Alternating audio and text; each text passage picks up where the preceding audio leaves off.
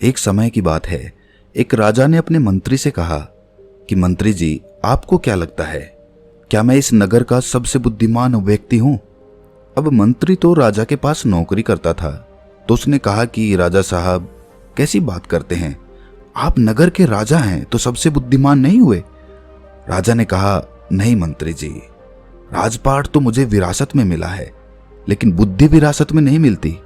सच बात बताओ मंत्री जी, क्या मैं बुद्धिमान हूं?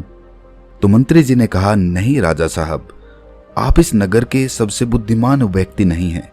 ये बात सुनकर राजा को थोड़ा सा गुस्सा आया, लेकिन राजा ने गुस्सा किया नहीं, क्योंकि राजा को पता था कि बुद्धिमान व्यक्ति कभी गुस्सा नहीं करता है। राजा ने अपने मंत्री से कहा कि मंत्री जी, तो फिर बताओ कि बुद्धिमान आदमी कैसा होता है? तो मंत्री ने कहा कि राजा साहब, मैं बुद्धिमान तो कोई हूं नहीं। इस नगर में बहुत सारे बुद्धिमान लोग होंगे, लेकिन हमें उनको ढूंढना पड़ेगा। तो राजा ने कहा कि ठीक है, इसमें ढूंढने की क्या जरूरत है, हम यहाँ के राजा हैं, आप नगर में ढिंडोरा पिटवा दीजिए कि जो बुद्धिमान आदमी हो वो हमारे राज्य में आ जाए, उसको राजा साहब बुला रहे हैं। ये बात सुनने के बाद मंत्री जी कहते हैं कि राजा साहब, बुद्धिमान आदमी कभी भी अपने आप को बुद्धिमान नहीं कहता है, इसीलिए अगर हम ढिंडोरा पिटवा भी देंगे तो हमारा महल मूर्खों से भर जाएगा, क्योंकि मूर्ख आदमी ही अपने आप को बुद्धिमान कहलवाएगा और वो अपने आप को बुद्धिमान साबित करने के लिए यहाँ आकर अनाप शनाप बातें करेगा। इसीलिए हमें कोई और रास्ता ढूंढना होगा। उसके बाद मंत्री जी रात भर सोचते हैं कि ऐसा कौन सा तरीका हो सकता है जिससे कि बुद्धिमान आदमी हमारे राजा के पास आ जाए। दूसरे दिन मंत्री जी राजा के पास जाते हैं और कहते हैं कि राजा साहब, आपके लिए मेरे पास एक बहुत अच्छी तरकीब है। यदि हम ये तरीका अपनाते हैं तो बहुत ही जल्दी बुद्धिमान आदमी हमारे पास आ जाएगा और हम उसे पकड़ लेंगे। राजा ने कहा कि ठीक है, बताओ कौन सा तरीका है। मंत्री जी ने कहा कि हम पूरे नगर में एक ढिंडोरा पिटवा देते हैं कि जो कोई भी व्यक्ति हमारे राजा ने जो कभी ना सुनी हो ऐसी बात हमें आकर बताएगा तो हम उसको 1000 मोहरे देंगे। ये सुनने के बाद राजा थोड़ा हैरान सा हुआ। राजा ने कहा, मंत्री जी, आप क्या चाहते हैं कि हम कंगाल हो जाएं? ऐसी तो बहुत सारी बातें हैं जो हमने सुनी नहीं है, और कोई व्यक्ति आकर हमें ये बातें बताएगा तो हमें 1000 मोहरे देनी होंगी, और भला वो व्यक्ति बुद्धिमान कैसे हो सकता है? मंत्री जी ने कहा कि कोई बात नहीं राजा साहब, इसका भी एक तरीका है। अगर हमें कोई भी नई बात बताएगा तो हम कह देंगे कि ये बात तो हमने पहले से सुन रखी है, और यदि हम ऐसा कह देंगे तो हमें 1000 मोहरे नहीं देनी होंगी। लेकिन जो बुद्धिमान आदमी होगा वो हमसे कोई नई बात नहीं करेगा, बल्कि वो आदमी मोहरे पाने के लिए कुछ ऐसा तरीका अपनाएगा कि हमारे पास कोई और रास्ता ही नहीं बचेगा, और हमें वो 1000 मोहरे देनी ही पड़ेंगी। यदि कोई ऐसा आदमी हमारे सामने आएगा तो हम उसे पकड़ लेंगे, क्योंकि वही आदमी बुद्धिमान होगा। उस राजा ने पूरे राज्य में ढिंडोरा पिटवा दिया तो बहुत सारे लोग आने लगे, राजा को नई नई बातें बताते हैं। हर बात को सुनकर राजा यही कहता है कि भाई, ये बात तो मैंने सुनी हुई है। दूसरे राज्यों से भी लोग आने लगे हैं, क्योंकि 1000 मोहरों की लालच में बहुत सारे लोगों ने अलग अलग बातें बताई। कोई आदमी बहुत पुरानी बात बताता तो कोई व्यक्ति बहुत ही दूर की बात बताता, लेकिन हर बात को सुनकर राजा यही कहता कि ये बात तो मैंने पिछले साल ही सुनी है, ये बात तो मैंने अपने पिताजी से सुनी है। ऐसे करते करते बहुत लोग आए, और हर आदमी की बात सुनने के बाद राजा यही कहता कि ये बात तो मैंने सुन रखी है। थोड़े दिन बाद एक साधु राजा के दरबार में आता है और कहता है कि राजा साहब, क्या नई बात बताने पर आप यहाँ पर मोहरे बांटते हैं? राजा ने कहा, हाँ, हम कोई नई बात बताने पर उसको मोहरे देते हैं, लेकिन बात ऐसी होनी चाहिए जो हमने कभी सुनी ना हो। साधु ने कहा कि ठीक है राजा साहब, ये बात मैंने अपने दादाजी से सुनी थी। मेरे दादाजी बताया करते थे कि हमारे परदादा के पास बहुत ज्यादा धन था, और आपके परदादा जो पृथ्वी सिंह थे वो यहाँ के राजा थे। लेकिन एक बार ऐसा हुआ था जो शायद आपको भी पता नहीं होगा।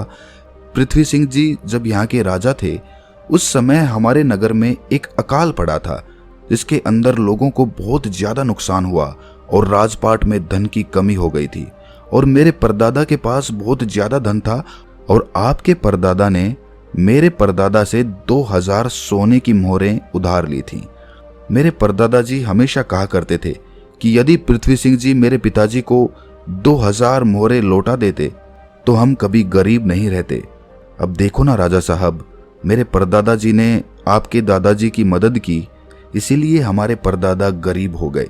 फिर हमारे दादाजी भी गरीब रहे, हमारे पिताजी भी गरीब रहे और मेरा भी एक गरीब परिवार में जन्म हुआ और इसीलिए मैं साधु बन गया। मुझे पता था कि यदि मैं आपके पास आऊंगा तो आप वो मोहरें वापस तो नहीं देंगे, क्योंकि आपने वो बात सुनी ही नहीं। लेकिन आपने ये कहा कि कोई नई बात मुझे बताएगा तो 1000 मोहरें मिलेंगी। इसीलिए मैं आपको ये बातें बताने आ गया ताकि आपको इतनी पुरानी बात का पता चले। अब ये बात सुनने के बाद मंत्री को पता चल गया कि ये साधु इस नगर का सबसे बुद्धिमान व्यक्ति है, क्योंकि अब राजा फंस चुके थे। अब राजा अगर ये कह देते हैं कि ये बात मैंने नहीं सुनी तो शर्त के मुताबिक 1000 मोहरें उस आदमी को देनी पड़ती, क्योंकि राजा ने इसी बात का ढिंढोरा पिटवाया था कि कोई नई बात मुझे बताओ। और यदि राजा ये कह दें कि ये बात तो मैंने पहले से सुन रखी है तो फिर तो 2000 मोहरें उसे वापस लौटानी पड़ेंगी। अब राजा भी समझ चुका था और मन ही मन हंस भी रहा था कि बुद्धिमान आदमी ने किस तरह हमें फंसाया है। उसके बाद राजा उस साधु के चरणों में गिर पड़ा और कहा कि साधु बाबा, हम तो ये देखना चाहते थे कि हमारे नगर में सबसे बुद्धिमान आदमी कौन है। मेरे और मंत्री जी के बीच में एक शर्त लगी थी कि हमारे राज्य में मेरे से भी ज्यादा कोई बुद्धिमान आदमी है तो हम उस बुद्धिमान आदमी को पकड़ लेंगे। और देखो, हमने आपको पकड़ लिया। उसके बाद सारी बात साधु को भी समझ में आ गई थी। साधु ने कहा कि राजा साहब, मैं तो बस इस होड़ को खत्म करना चाहता था। मुझे जब पता चला कि आप मोहरे बांट रहे हो तो पूरे नगर में किस तरह की भागदौड़ मच गई। सब लोग अपना काम छोड़कर इस काम में लग गए। अब देखो ऐसा कितना दिन चलेगा। यदि वो अपना काम छोड़कर इस काम में लगे रहेंगे तो हमारे राज्य का क्या हाल हो जाएगा। मैं तो बस इस बात को खत्म करना चाहता था, इसीलिए मैंने ये तरकीब अपनाई। उसके बाद वो राजा कहते हैं, साधु बाबा, लेकिन एक बुद्धिमान आदमी होता कैसा है? कौन से गुण होते हैं जो उसे बुद्धिमान बनाते हैं? उसके बाद वो साधु बाबा कहते हैं कि वैसे तो बुद्धिमान आदमी को पहचानना काफी मुश्किल होता है, क्योंकि बुद्धिमान और मूर्ख व्यक्ति एक जैसे ही दिखते हैं, लेकिन दोनों में बड़ा फर्क होता है।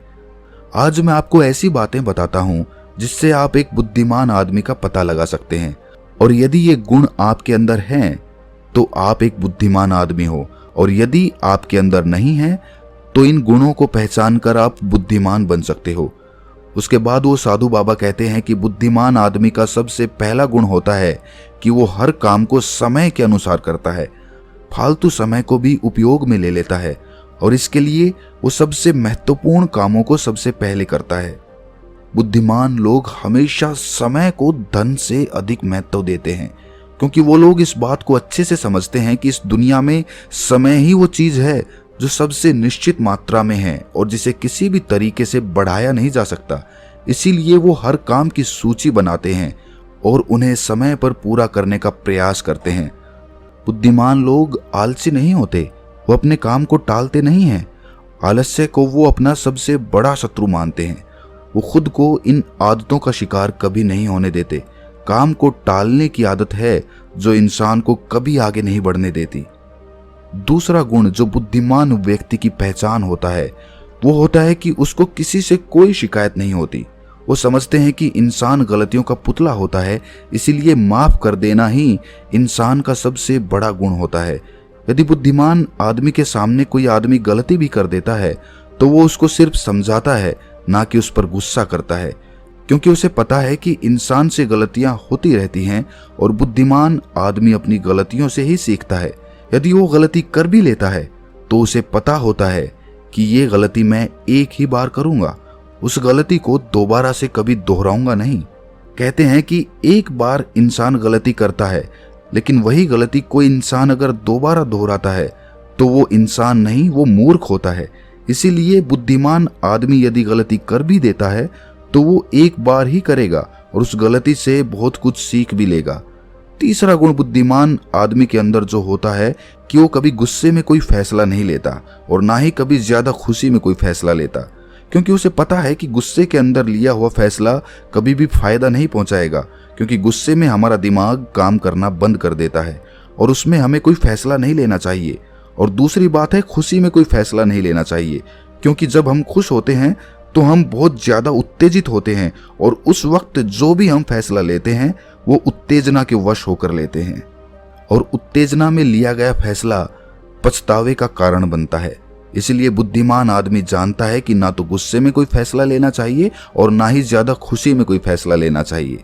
इसीलिए जब बुद्धिमान आदमी कोई फैसला लेता है तो वो बैठकर शांति से, धैर्य से सोचता है कि इसका क्या परिणाम होगा।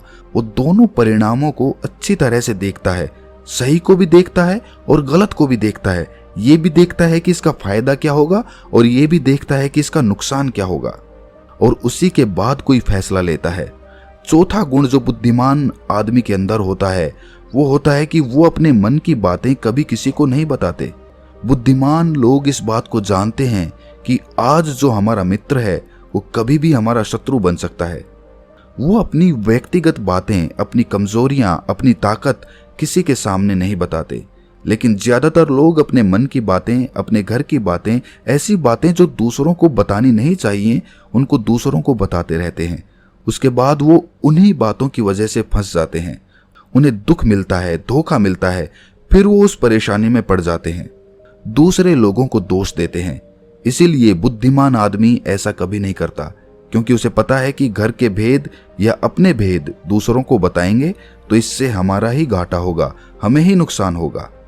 पांचवा गुण जो एक बुद्धिमान आदमी के अंदर होता है कि वो सब लोगों से बातचीत करते हैं। ऐसा इसीलिए करते हैं ताकि हर किसी का तजुर्बा सीखने को मिल जाए। इस बात को समझते हैं कि किसी भी क्षेत्र का सफल आदमी सिर्फ कुछ ही मिनटों में उन्हें वो बातें बता सकता है जिसे सीखने में उन्हें सालों लग जाते हैं। एक बुद्धिमान आदमी सफल व्यक्ति के साथ साथ उसकी असफलताओं से भी सीखता है और उन सभी बातों पर अमल करता है जो उसके सीखने लायक होती हैं, क्योंकि एक व्यक्ति यदि अपने जीवन में सीखने की कोशिश करता है तो उसकी उम्र कम पड़ जाती है। ये चाणक्य ने भी कहा है। इसलिए हमें दूसरे लोगों से सीखना चाहिए, उनके अनुभवों से सीखना चाहिए, उनकी सफलताओं से भी सीखना चाहिए और उनकी असफलताओं से भी सीखना चाहिए। छठा गुण जो बुद्धिमान आदमी की पहचान होती है वो ये कि यदि वो कोई भी कार्य शुरू करते हैं तो उस कार्य के पूरा होने तक किसी को भी नहीं बताते। लेकिन जो बुद्धिहीन लोग होते हैं वो काम शुरू करने से पहले ही ढिंढोरा पीटना शुरू कर देते हैं। उन्हें लगता है कि हमारी वाहवाही होगी और यही उनकी सबसे बड़ी कमी होती है, क्योंकि यदि हम किसी काम की शुरुआत करते हैं और पहले ही उसका ढिंढोरा पीट देते हैं तो बाद में उस काम के नाकामयाब होने पर हमारी बेइज्जती होती है। लोगों की नज़र में हम असफल आदमी की श्रेणी में आ जाते हैं और यदि हम अपने काम को शुरू करते वक्त किसी को उसके बारे में बताते नहीं हैं तो काम पूरा होने पर लोगों को खुद ही पता चल जाएगा और वही लोग बोलेंगे कि ये आदमी कितना शांत है, अंदर से कितना अहंकार शून्य है कि इतनी बड़ी कामयाबी हासिल करने के बाद भी इसने कभी किसी को कुछ नहीं बताया। और यही लोगों की सोच समाज में आपको प्रतिष्ठावान बनाती है। सातवां गुण जो बुद्धिमान आदमी की पहचान होती है वो होती है कि बुद्धिमान आदमी कभी भी अपने आप को बुद्धिमान नहीं समझता। वो हमेशा शिष्य बनकर रहता है, गुरु कभी नहीं बनता, क्योंकि जब आदमी कोई गुरु बन जाता है तो उसकी सीखने की क्षमता खत्म हो जाती है। वो दूसरों को सिखाता तो है लेकिन खुद कभी नहीं सीख पाता। लेकिन एक बुद्धिमान आदमी कभी भी अपने आप को सीखने से रोक नहीं सकता। वो जीवन पर्यंत कुछ ना कुछ सीखता रहता है, क्योंकि दुनिया में कुछ भी सीखना हो तो हम छोटा बनकर सीख सकते हैं। बड़ा बनकर, अहंकार से भरकर, अपने आप को बुद्धिमान समझकर कोई चीज सीखी नहीं जा सकती है। इसके बाद वो साधु महात्मा कहते हैं कि इसीलिए राजा साहब आपने इतना अच्छा तरीका निकाला। एक बुद्धिमान आदमी को पकड़ने के लिए यदि आप सीधे ही लोगों को ये बताते कि कोई बुद्धिमान हो और हमारे राज्य में आ जाओ तो बहुत सारे मूर्ख लोग आ जाते, क्योंकि बुद्धिमान आदमी नहीं आता, क्योंकि वो अपने आप को बुद्धिमान मानता ही नहीं है। और ये बुद्धिमान आदमी का सबसे बड़ा गुण होता है। आठवां गुण जो एक बुद्धिमान आदमी में होता है वो ये कि बुद्धिमान आदमी अपने हर काम को ध्यान बना लेते हैं। बुद्धिमान आदमी को पता होता है कि दुनिया में कुछ भी संग्रह कर लो, यहाँ पर कुछ संग्रह करने जैसा है नहीं, क्योंकि मौत के बाद हम एक भी सुई अपने साथ नहीं ले जा सकते। इसीलिए वो ध्यान और आध्यात्मिकता को ज्यादा महत्व देते हैं। वो ऐसा तरीका ढूंढते हैं जिससे उनका हर काम ध्यान बन जाए। बुद्धिमान आदमी किस तरह अपने हर एक काम को ध्यान बना लेता है, उस पर हमने एक कहानी पहले ही बना रखी है, आप उसको देख सकते हैं। उस वीडियो का लिंक आपको डिस्क्रिप्शन में मिल जाएगा। 9वां गुण जो एक बुद्धिमान आदमी की पहचान होता है वो ये कि बुद्धिमान आदमी बहुत जल्दी उत्तेजित नहीं होता। चाहे कितना भी बुरा समय हो, चाहे कितना भी अच्छा समय हो, वो स्थिर बने रहते हैं, वो शांत बने रहते हैं, और यही उनकी बुद्धिमानी की सबसे बड़ी पहचान होती है। आम आदमी थोड़ी सी खुशी मिलने पर बहुत ज्यादा उत्तेजित हो जाता है, या फिर थोड़ा सा दुख मिलने पर बहुत ज्यादा दुखी हो जाता है। लेकिन एक बुद्धिमान आदमी जानता है कि समय हमेशा बदलता रहता है। यही समय की आदत है, यही समय की फितरत है। समय कभी भी बदल सकता है। अच्छा समय बुरा हो सकता है और बुरा समय अच्छा हो सकता है। इसीलिए वो दोनों पहलुओं को सोच के चलता है और दोनों पहलुओं से बाहर आकर उन पहलुओं को देख पाता है।